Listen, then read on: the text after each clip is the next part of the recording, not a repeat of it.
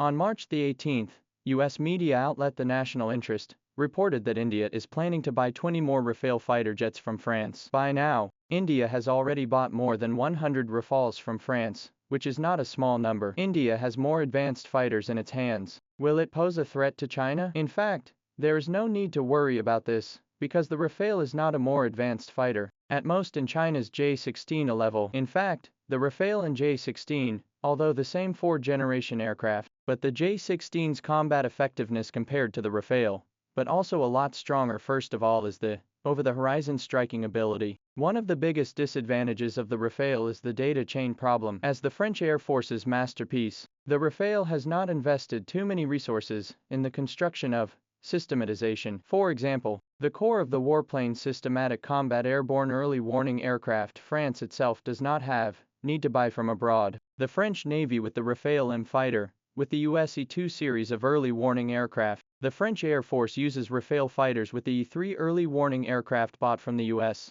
The E-3 early warning aircraft is actually relatively outdated. The US-owned service E-3 early warning aircraft has long been retired. In addition, the British Air Force is also used by the E-3 AWACS. But in 2021, when the British, because of the E-3 backwardness of the hands of the E-3 AWACS, retired, and then entered the no-air early warning aircraft era, now we look at the French Air Force in the hands of the early warning aircraft and the Rafale. It is not difficult to conclude that the Rafale fighter system combat capability is not strong. Into the hands of India. India in the hands of the early warning aircraft is even more backward. So, India Rafale also let this fighter system combat capability of weak disadvantage, unlimited amplification. In contrast, China's J-16 is followed by the Airborne Alert 500 AWACS, which is a far more advanced airborne early warning aircraft than the E-3 AWACS. In addition, China is now also in the research of the Air Alert 3000 early warning aircraft. This early warning aircraft in the performance indicators is also better than the Air Alert 500.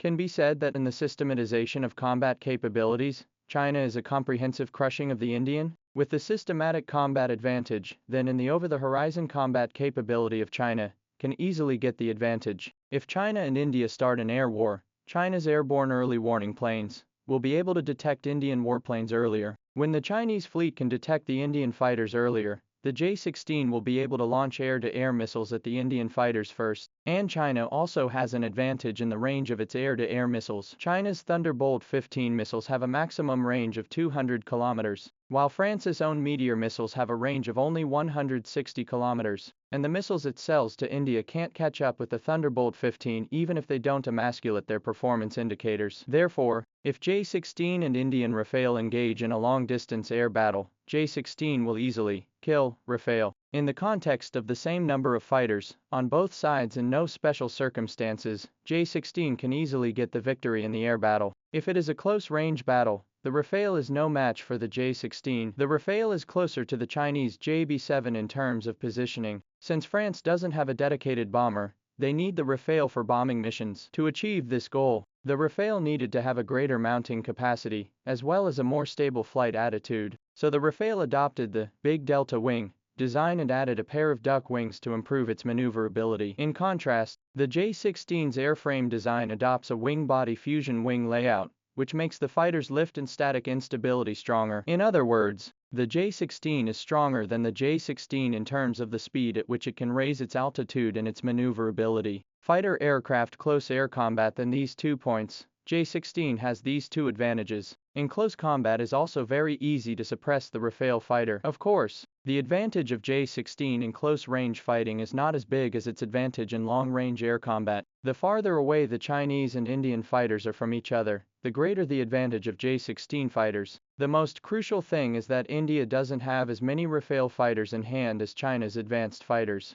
India has bought almost 100 Rafale fighters, but China should have more than 300 J-16 fighters in its hands. Of course, India also has more than 200 Su-30s in its hands, and its fourth-generation heavy aircraft add up to 300 or so. But the problem is that China still has J-11, J-20 and other warplanes, and these warplanes are China's own production. With the passage of time, China's hands of advanced warplanes will only become more and more. Therefore, no matter the number or quality of warplanes, India has been crushed by Chinese warplanes. In fact, Now China's warplane technology development speed. Now India to buy Rafale warplanes have not top use. In the hands of China's probability already have more than 205 generation aircraft in the case. India to buy 4 generation aircraft cannot play much of a role. Because of this reason, India has actually been trying to find a way to buy 5th generation aircraft. One of the things that India wants to buy the most is estimated to be the United States F-35 fighter aircraft, but because the relationship between India and the United States is not close enough, so the United States is estimated to be not very assured that the F-35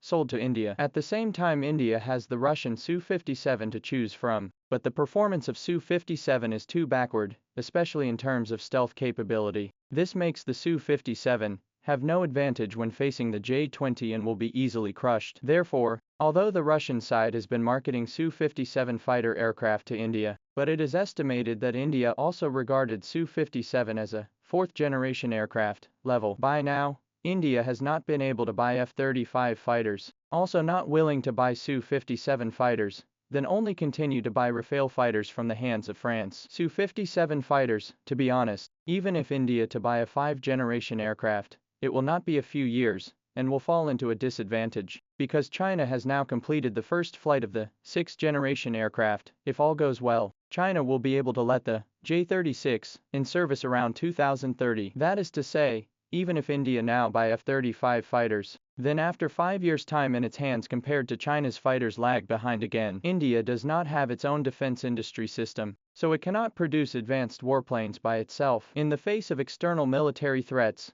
it can only buy advanced warplanes from abroad. Against this background, India will always be one step behind China in terms of military equipment. Once China's military technology reaches the world's first level, India will not be able to equalize with China in military confrontation in any way.